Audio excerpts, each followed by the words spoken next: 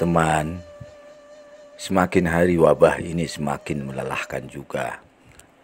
Anak-anakku sudah mulai ditulari rasa bosan, bangun tidur, mandi, berdandan, melangkah ke ruang tengah yang hanya berjarak 2 meter, bosan.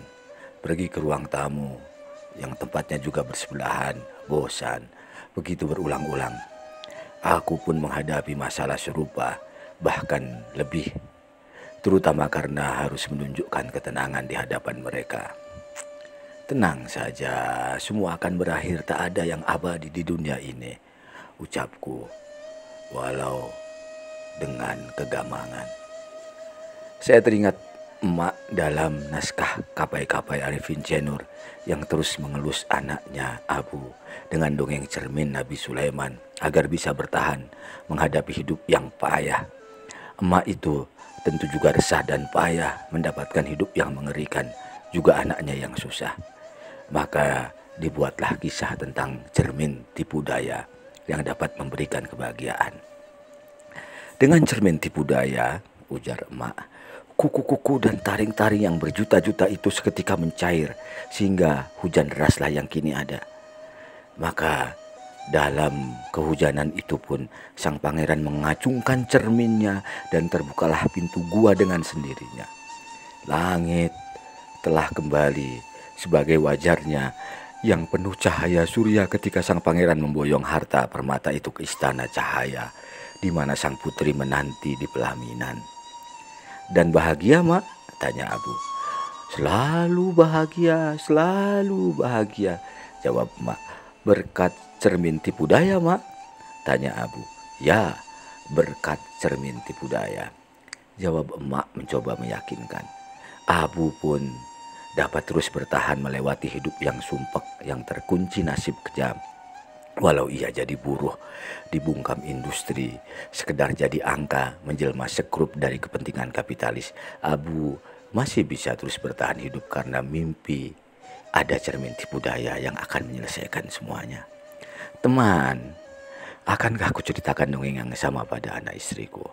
Atau aku ceritakan juga perjalanan Abu dan istrinya Iem mengejar cermin itu dalam kelaparan yang penuh derita, yang saking laparnya semua jadi halal. Babi dimakan, pohon dimakan, tanah dimakan, besi dimakan, kehormatan dimakan, juga kata dimakan.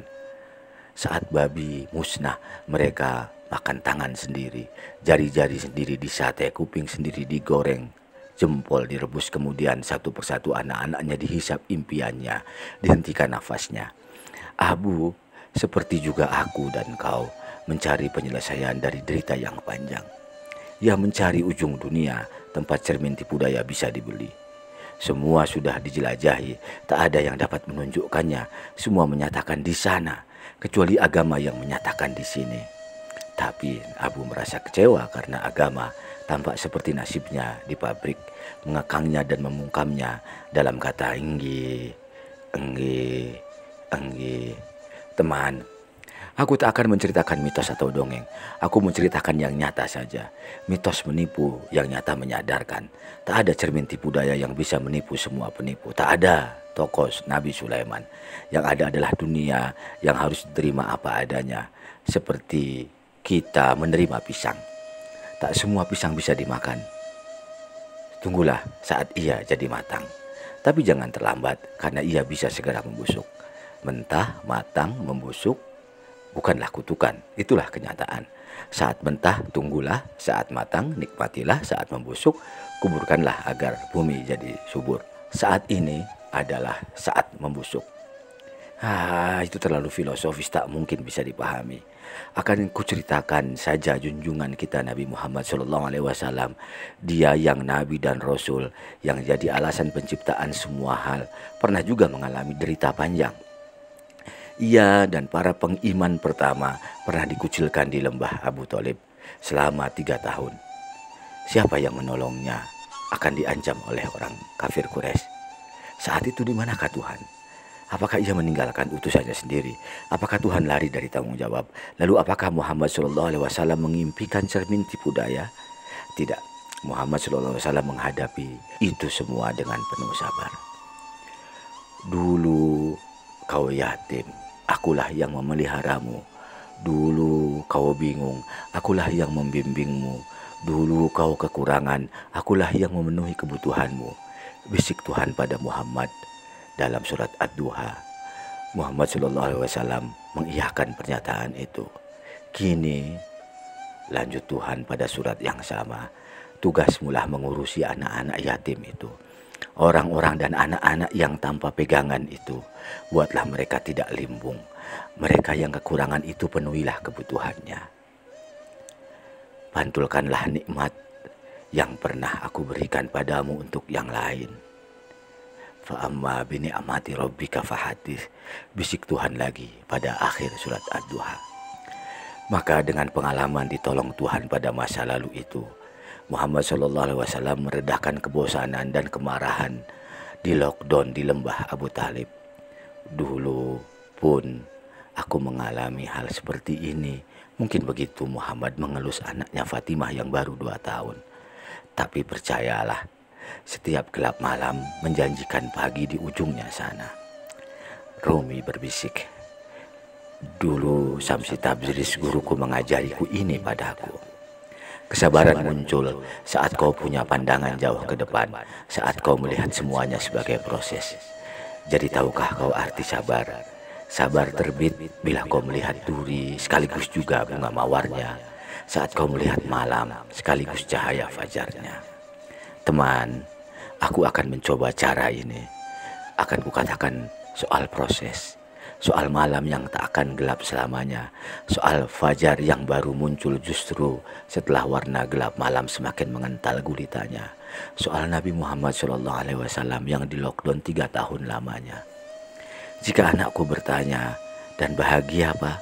Ku jawab, selalu bahagia, selalu bahagia. Berkat cermin tipu daya? Bukan, jawabku tegas. Berkat dirinya menjadi cermin yang memantulkan kasih sayang Tuhan pada yang lain. Hari ini matahari terbit lagi. Bukalah jendelamu, kehangatan kan menjadi rumah kita. Bukalah hatimu,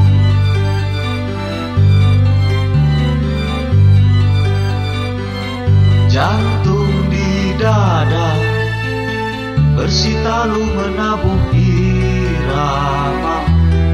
Tebarkanlah senyumanmu, semua itu tak meminta apa-apa, hanya bahagia.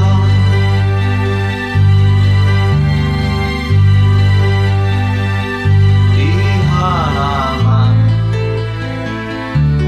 dedaunan menghijau, kesegaran menyapa tubuhmu. Sampah pun meminta diolah menjadi berkah.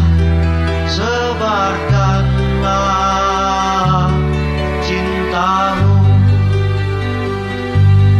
rentangkanlah tanganmu, tariklah